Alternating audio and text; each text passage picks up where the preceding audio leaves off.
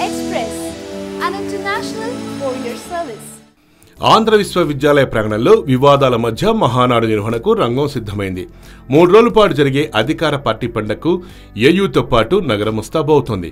Telugu Desam party ఆవిర్భావం నుంచి ఇప్పటి వరకు జరిగిన 35 మహానాడుల్లో 2 సార్లు విశాఖ వేదికైంది.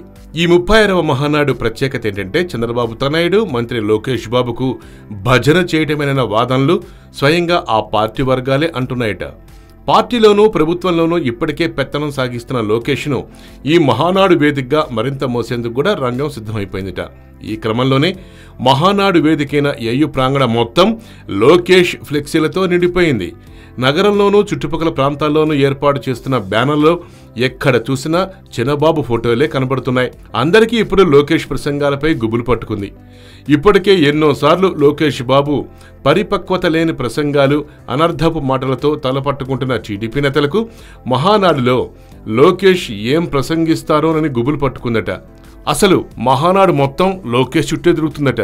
ఎప్పుడు ఏం మాట్లాడతారో, దానివల్ల మళ్ళీ ఏ ఉపద్రవం వస్తుందో, నెటిజన్లు సోషల్ మీడియాలో ఎలా విరుచుకుపడతారో అని తెలుగు తమ్ముళ్లు ఇప్పటి నుంచే గుబులుగా ఉన్నారట.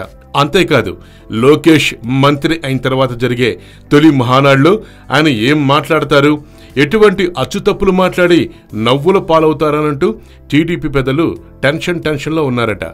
చూడాలి మరి లోకేష్ బాబు ప్రసంగం ఎలా ఉంటుందో ఈసారి.